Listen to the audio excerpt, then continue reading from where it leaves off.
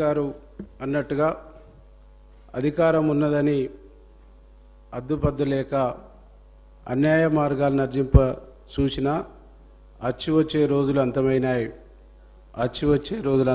అని చెప్పేసి మీ దాంట్లోనే ఉన్నా మీరు చేసిన పాపాలని చెప్తా ఇంటి ఓపికందా ఇనే ఓపికందా మనిషిగా చూడలేనటువంటి మిమ్మల్ని వదిలిపెట్టి ఆదరించే కాంగ్రెస్కి వచ్చినాను. అవమానించబడ్డ మీ కానించి ఆదరించే కాంగ్రెస్ పార్టీకి వచ్చిన అధ్యక్ష, నన్ను గెలకొద్దు, మిమ్మల్ని గెలికించుకోవద్దు అని చెప్పేసి ఈ సందర్భంగా తెలియజేస్తున్న అధ్యక్ష ఈరోజు కాళోజీ గారు మాటల్ని ఒకసారి గుర్తు చేస్తూ తెలంగాణలో ప్రజాపాలన, తెలంగాణ ప్రజల ఆకాంక్షకు అనుగుణంగా ప్రభుత్వం ఏర్పడినటువంటి ప్రభుత్వం ఇక్కడ ప్రమాణ స్వీకారం చేస్తుండగానే ప్రగతి భవన్ ముళ్ళ కంచెలు బద్దలై తెలంగాణ వచ్చినాడు ప్రజలు ఎలాంటి స్వేచ్ఛతో ఉన్నారో ఇక్కడ కాంగ్రెస్ ప్రభుత్వం ఏర్పడి గౌరవనీయులు పెద్దలు ముఖ్యమంత్రి రేవంత్ రెడ్డి గారు మంత్రివర్గం ప్రమాణ స్వీకారం చేస్తున్నప్పుడు తెలంగాణ సమాజం అంతా స్వేచ్ఛా వాయుల్ని పీల్చుకుందని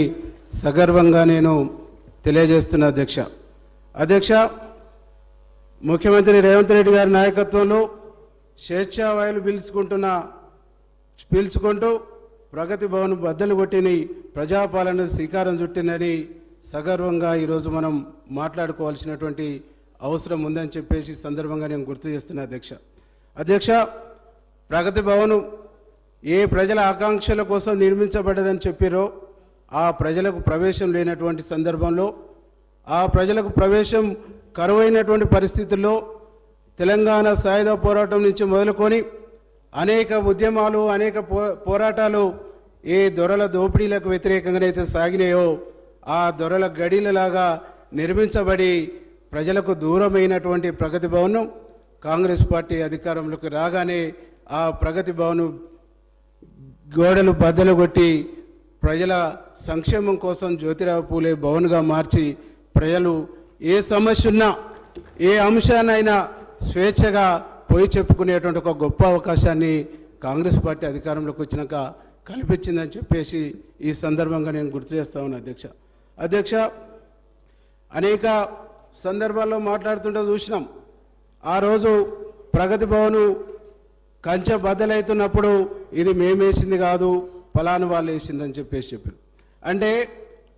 ఉమ్మడి ఆంధ్రప్రదేశ్ రాష్ట్రంలో అలాంటి వాతావరణం ఉన్నది కాబట్టే తెలంగాణ ప్రజలు కొట్లాడి తెచ్చుకున్నటువంటి ఏర్పాటు చేసుకున్నటువంటి తెలంగాణలో 10 సంవత్సరాల పాటు ఇంకా అదనపు కంచెనేసుకొని పరిపాలన కొనసాగించారు తప్ప ఎందుకు అది తీయాలనే ఆలోచన మీకు రాలేదు, ఎందుకు తొలగించాలనేటువంటి ఆలోచన మీకు రాలేదు, ఎందుకు ప్రజల సంక్షేమం కోసం ప్రజలకు స్వేచ్ఛాయుతమైనటువంటి వాతావరణాన్ని కల్పించాలనే ఆలోచన రాలేదు అని ఒక్కసారి ఆలోచన చేసుకోమని చెప్పేసి ఈ సందర్భంగా నేను గుర్తు చేస్తా ఉన్నా అధ్యక్ష అనేకం చెప్పారు అధ్యక్ష. రోజు చాలా అంశాలని మాట్లాడుతున్నారు అధ్యక్ష. ఈ ప్రభుత్వం ప్రజలు ఎన్నుకున్నటువంటి ప్రభుత్వం, ఈ ప్రభుత్వం ప్రజలు ఏర్పాటు చేసుకున్న, ప్రజలు నిర్మించుకున్నటువంటి ప్రభుత్వం. ఈ ప్రభుత్వాన్ని 2 నెలల్లో పడగొడతాం,